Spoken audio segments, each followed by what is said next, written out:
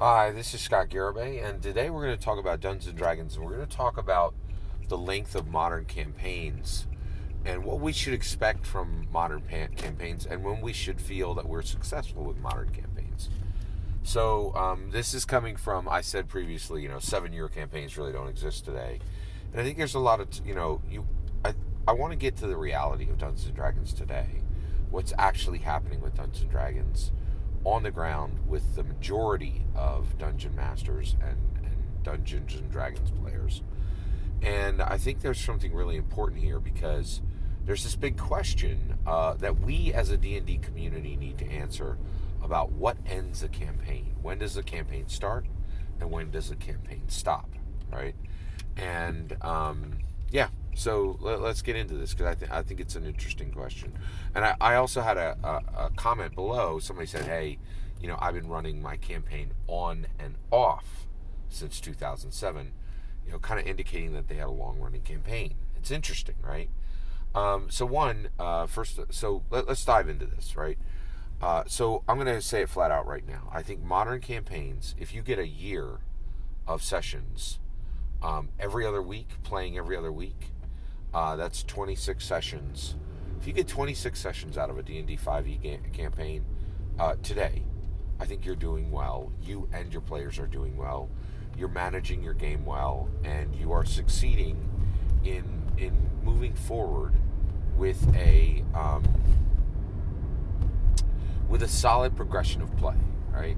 And you should be proud of that, that campaign length.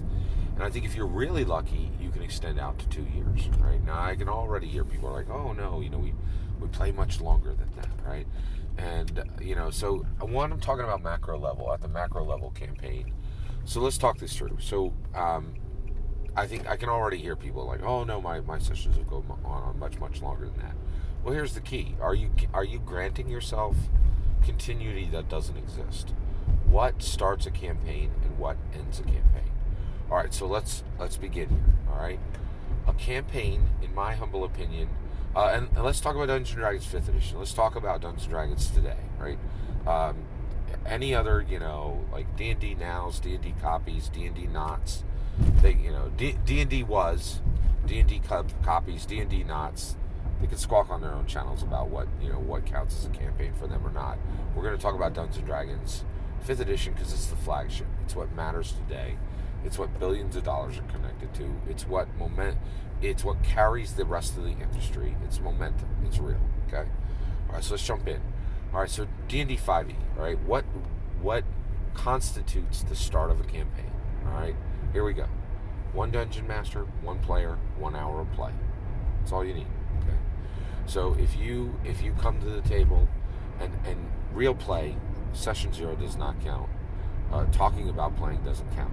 Okay, just one DM, one dungeon master, one Dungeons and Dragons player, 1 hour of play. You got a campaign rolling. Okay, and here's the thing: you can play that and then call it a one shot and never run it again, right?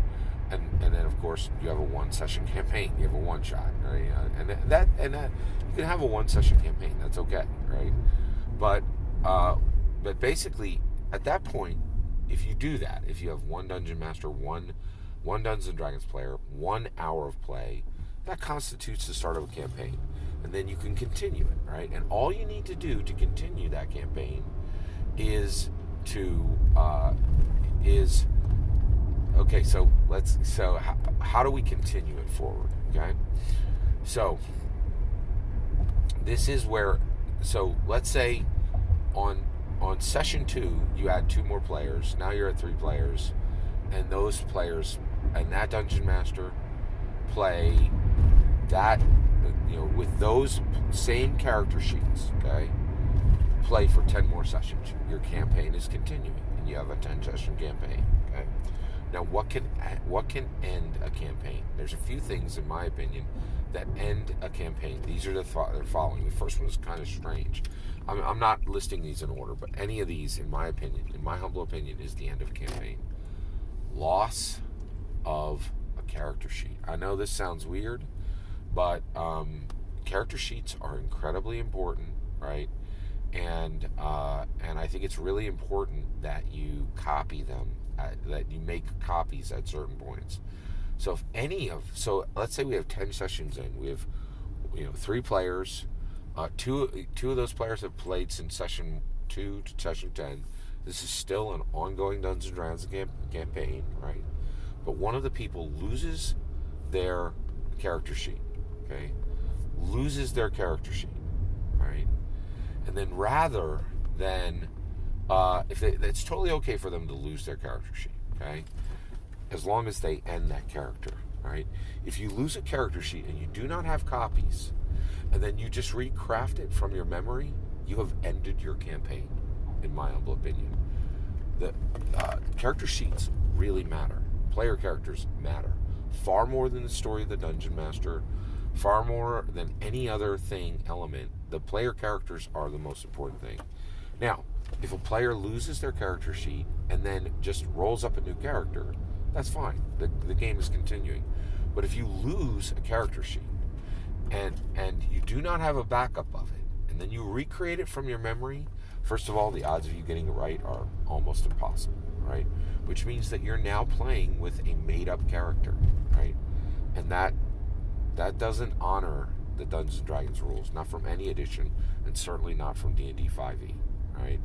And that is a constitution of an end of campaign. I think it's very important to understand that, right? If you don't understand that, you really don't understand that the players are the center of the game and their player characters are the pillar that the entire campaign rests upon, right? You just can't if you lose it, something special is lost. And it's totally okay for this to happen. The player rolls up a new character, period, right? And that character is real, and that character is in the campaign. All right, so that's one thing that can end a campaign. The next is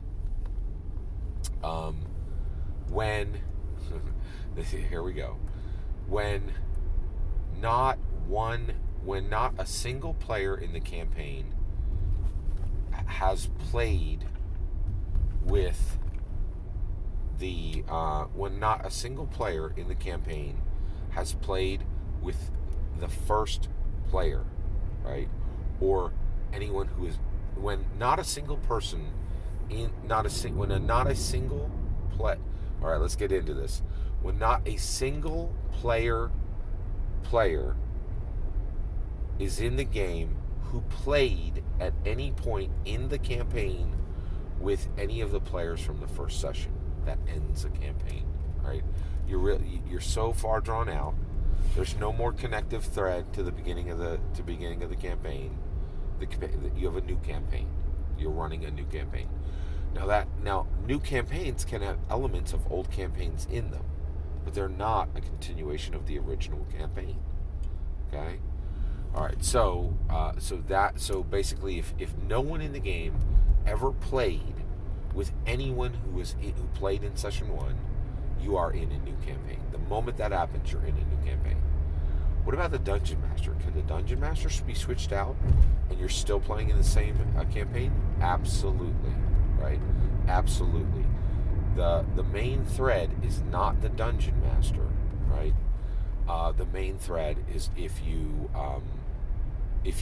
have anyone from the first session, if you have anyone who played with anyone from the first session, even a single session, you're continuing forward, okay? But the Dungeon Master absolutely can be switched out, and you're still in the same campaign. That's not a problem. All right, now, what if you have no Dungeon Master? That definitely ends the campaign. If you run a single session without a Dungeon Master, you have ended your campaign, without a doubt. Without a Dungeon Master, you have ended your campaign. My last thing that I will say ends a campaign is 3 months of missed play. If you go 3 months without playing, your campaign is done, finished. Doesn't matter what your frequency is. That's a single season, right? And that's enough to end a campaign, right? So those 3 things will end a campaign. Basically, whenever if you no longer have any players who ever played with any of the players from session 1, when you no longer have a DM, when you have missed 3 months of play, okay, and when anyone loses a character sheet and then makes it up from memory, that ends a campaign. Those 3 things are each and every single one of those individually will end a campaign. Any one of those occurring, you have ended your campaign, right? And I think it's important to understand, and one of the reasons why is we're getting into an interesting time, right? Like, what's it matter? What's it matter, right? Well, records matter, right? Like, we need baseball has records. They keep records. They keep them. They keep them, right? They're carefully preserved. American baseball is a trash game compared to Dungeons and Dragons. It's a part of our history. It's a relic, right? And if they carefully protect records for baseball all the way back, you best believe the records for what the longest Dungeons and Dragons campaign that is running is important. And so we, as the D&D community, should set stakes in the ground. And we should know what the longest running campaign that we've been in is, and we should know what the longest running campaign in America is, and we should know what the longest campaign in the world is, right? And there should be ways to solidify these numbers, and we should preserve them as important artifacts of our play activity. That's my opinion. How about you? What do you think? Do you think this is correct? What do you think solidly ends a campaign? I'd love to hear your thoughts. Let me know in the comments below. Please consider liking and subscribing, and have a wonderful millennium.